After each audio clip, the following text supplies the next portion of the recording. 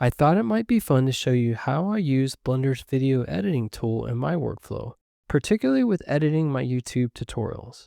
This is not going to be an advanced tutorial. It's more geared towards beginners using Blender's video editing tool with the basics.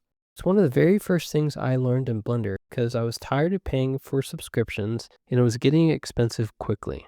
Alright, let's get started. I'm actually going to use the new alpha version of Blender 5.0 because it's a great way to help with awareness about the huge upcoming official release later this year. And at the same time, I can show you how to download experimental versions of Blender 2. The first thing is going to blender.org. Then at the very top, there's a download link. The UX could change in the future, so please keep that in mind. Let's click on that link. Now, to find experimental, scroll down the page until you see Go Experimental. That's what we're looking for. Then, click on Download Blender Experimental. Based on your machine credentials, Blender will provide download options relevant to you. Given I'm on a MacBook Pro M1, I'm going to download the first one for the alpha version for Apple Silicon.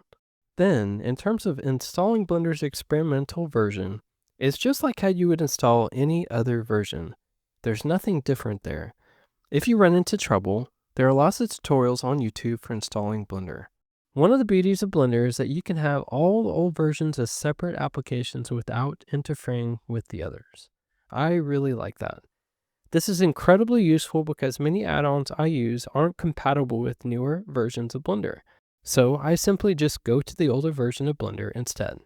Next, I'll open up the alpha version of Blender 5.0. Keep in mind that things could change before the final release. However, I did take a look at the video editing user interface, and much of it is very similar to the previous version so far. Here's the very first thing you'll see. In the new file section, I'm going to choose video editing.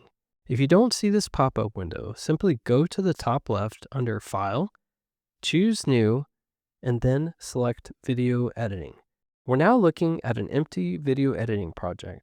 Don't worry too much about knowing all the features and functionality. It would take a lifetime and more to learn everything in Blender, even for experts. In the center area at the top, that's the main visual screen you'll see for your videos.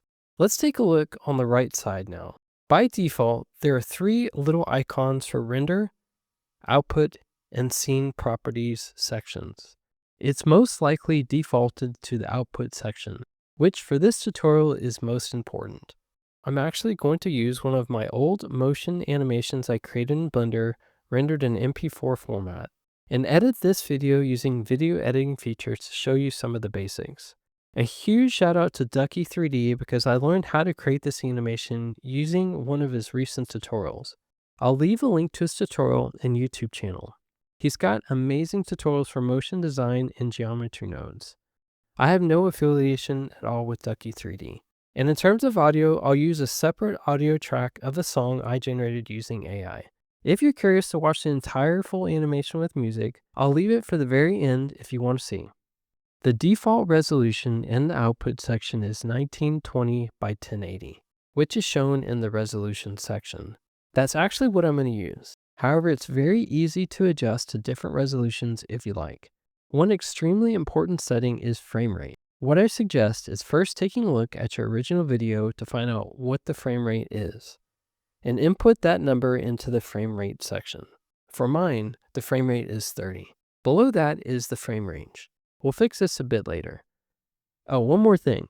I do recommend before you import your media files into the timeline to first get these settings correct. Sometimes if you change these settings like the frame rate after importing your media files, it can cause complications. It's much easier to get these settings right beforehand. You might be asking, what about the other two sections for render and scene? For simple videos from my tutorials, I actually don't touch these. I leave on default, which for Render Engine is simply Eevee. Now it's time to import our media into Blender. Take a look at the section at the bottom. The most important area is the timeline, and that's where we'll start. For practice, grab a video to edit and drag it into the timeline. Or you can go to the Add drop-down menu located above the timeline, then Movie, then select your movie or movies. In the newer versions of Blender, the embedded audio and video tracks are locked and connected together, which you can see with the little chain icons. For older versions of Blender, they are not connected together. Select the tracks and drag it until it snaps to frame 1. Since I don't have audio yet, I'm going to disconnect both tracks and delete the audio entirely. To do that, right-click and then select Disconnect Strips. Then I'm going to select the audio track, which is the green strip, and delete it entirely by typing the letter X. If you instead already have all your audio embedded into the video, and you simply just need to make edits, then leave them connected and ignore the previous step I mentioned. Now, I'm going to find and drag my audio track into the timeline. Keep in mind, you can have several audio and videos in the timeline, not just one. I'm trying to keep things simple for this tutorial. Let's also make sure to drag the audio track and snap it to the first frame. To speed up the workflow, I almost always use quick keys to help manage tracks. For example, select a track and type in the letter G, and then type in X after that. Then move the track left or right.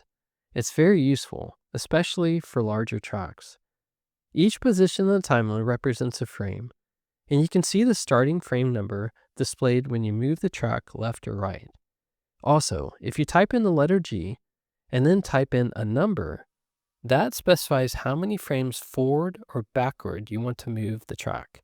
So if I type in the letter G and the number -20, that will move the track -20 frames to the left. And vice versa, if I type in the letter G and 50, the track will move forward by 50 frames. This helps you get precise on where you want tracks to be placed on the timeline. Also, you can move tracks around to different channels, which are on the left side, but it's not necessary, especially for basic video editing. They can definitely be useful for more advanced techniques. Next, make sure you have a video track selected, and move the cursor area to be in the preview screen in the top where the video is displayed.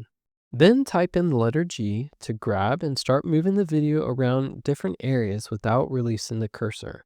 If you release the cursor, it will let go of the video, but you can simply just undo using the typical undo commands on your machine, which for Mac I use Command Z, but for Windows it's Control Z. Now type in the letter S to scale the video and adjust the scale.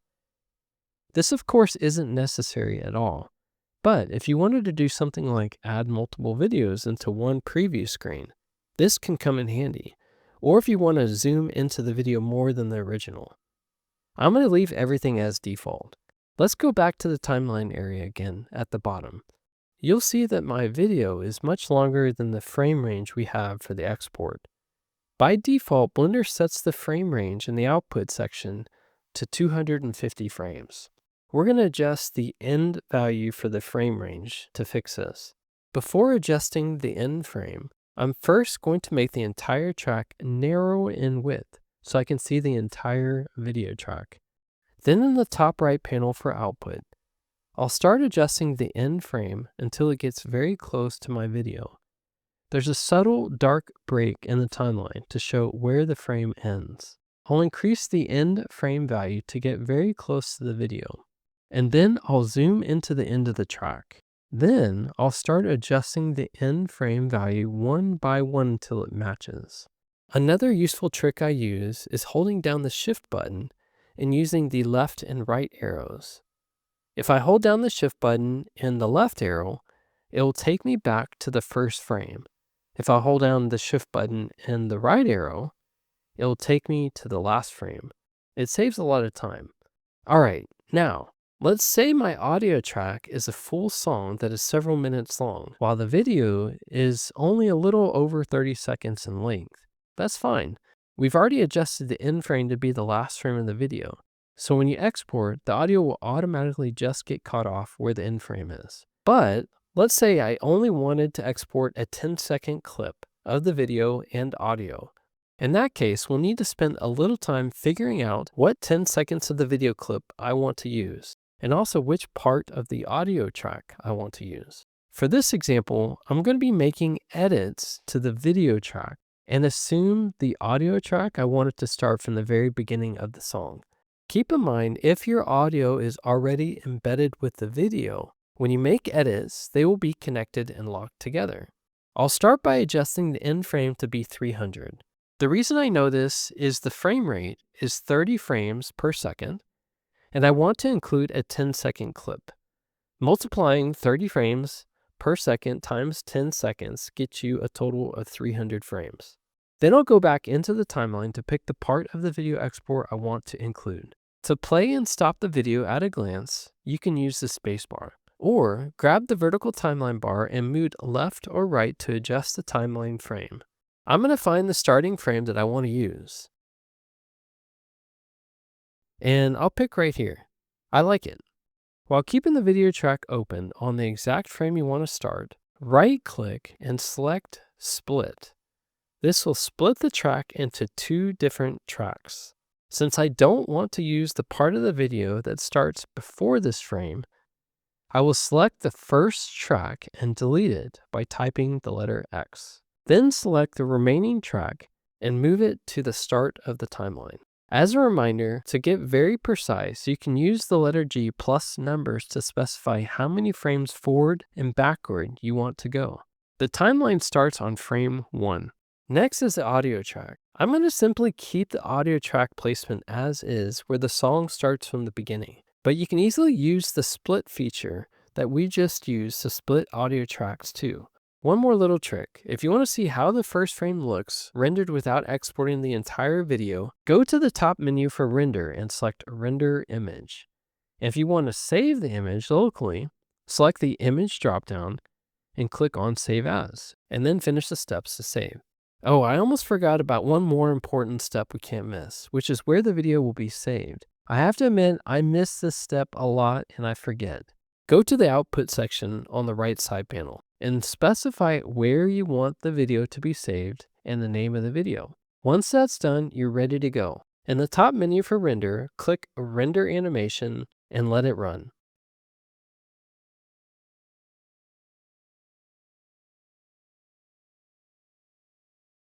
That's it. For those interested in seeing the full animation and music video, here it is. Just so you know, the song that goes with the animation was generated using AI. I see streets where the rhythm slips, melting dreams on frozen lips. A winter dance with fire's glow, underneath the neon snow. Slow